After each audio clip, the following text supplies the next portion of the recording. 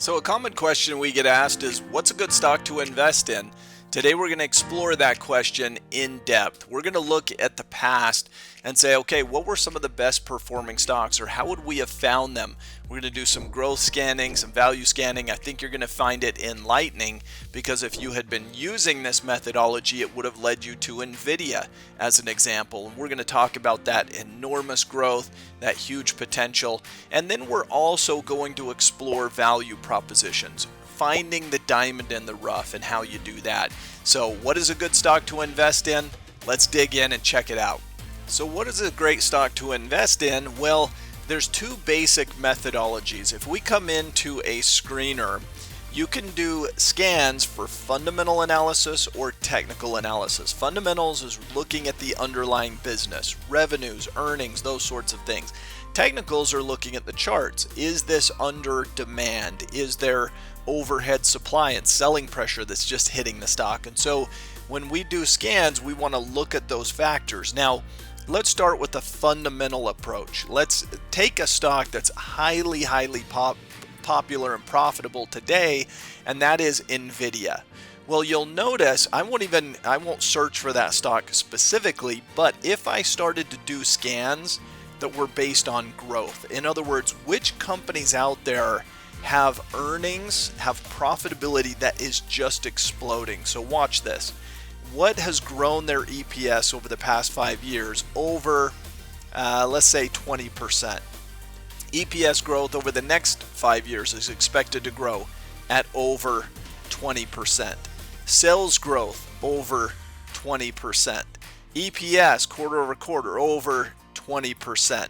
Sales growth quarter over quarter over 20%. EPS growth next year over 20%. EPS growth over this year over 20%. And all of a sudden, as you narrow this down, what you're searching for are companies that are just killing it. They're growing their underlying businesses dramatically. And as we look at these candidates, we can see here the names on this list. I mean, Nvidia right there, which is one of the most popular stocks in the market today. And if we were to look at this chart, I mean, if you were to look at it over a long time frame, this is going back multiple years, you can see the acceleration. You can see how that stock has just boomed to the upside. Now, the question is why?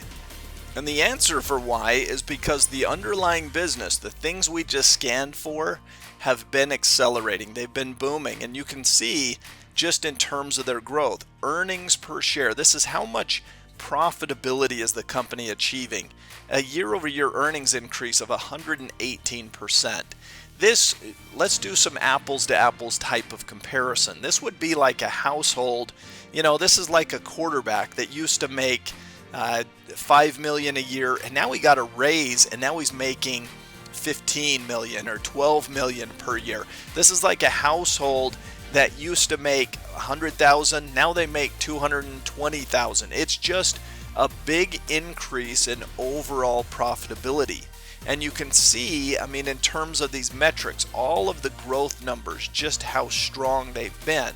And so I was even conservative in terms of our scanning, in that if we went back to the scan, we could probably pump this up and eliminate some of the other stocks by just putting these numbers even higher. And as we do that, you can see that in terms of those numbers, look at how our scan list went down. Now there's only 3 of them, but Nvidia is still there. You see how we're scaling it down, and this is called growth scanning. This is basically saying, I want to know which companies out there are growing their business and just turning in bigger and bigger profitability, right? Now that's one methodology, is to do fundamental scanning for growth. Another method would be to say, let's try and find value. Now, value is a very different proposition. Value is sort of digging through to find the diamond in the rough, to say, okay, what is the market underestimating and overlooking? That's a different approach. So Nvidia is the classic growth stock. The company is booming and things are just going really well. A value type of scan would say, well, let's find something that's trading lower in valuation than where it should be. Let's find low PE ratios. I mean, it's really inexpensive. Let's find low PEG ratio where the PE divided by the growth is very, very low. Now, hopefully it's still growing its business, but we're looking for things that are, return on assets is positive, and return on equity is positive, and return on investment is positive. And all of a sudden we're trying to find things that are doing okay as an underlying business, but importantly, they're not trading at expensive valuations.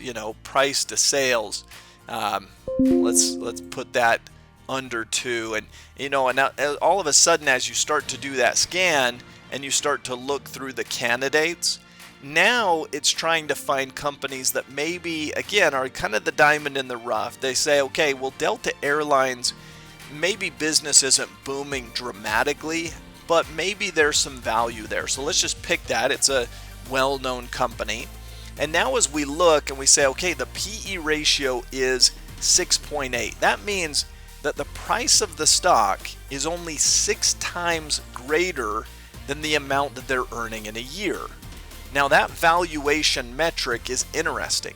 All right, so let's think about this valuation idea. And in order to understand this, let's draw a box as best I can. Now this box has a price tag associated with it, and it has a cost. But what's interesting about this Jack in the Box is that it has a crank right here. And that crank, you can turn it one time every year, and out pops $1. Now this dollar will be paid to you once a year, right? $1. And you get to turn that crank one time every year. What would be the price tag for that? Well, that's essentially a way to think about this in terms of Delta. Delta right now is trading at 6 PE ratio. So it has a price tag of $6. Now that's a good value proposition, because if we think about it, if the company is earning $1 per year and it only costs $6 to buy the company, that's a 6 on the PE ratio. Price divided by earnings, right? It's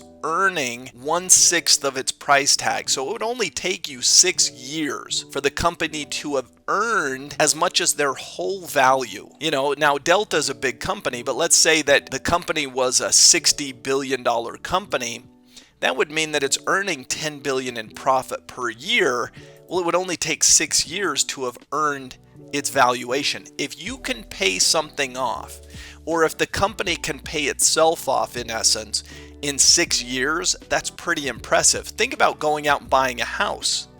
How soon can you pay off a house? Well, usually people think it would take 30 years, right? The most common mortgage is a 30-year mortgage. So in real estate, it might take me 30 years to have this house paid off. In the stock market, assuming Delta can continue to earn what it is currently earning, it would only take 6 years for the company to have paid itself off or have earned what its market cap is. So that's a very low valuation. And that's the second part of the scan, is finding companies that are trading inexpensively. Now, there's always a little bit of a warning. When a company is inexpensive, you have to ask yourself, okay, well, why is it cheap? Why is it inexpensive?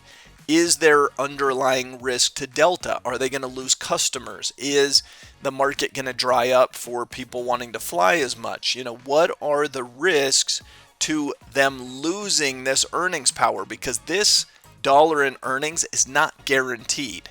They have to do the right things as a business. Now, if they do the right things as a business, this dollar could increase.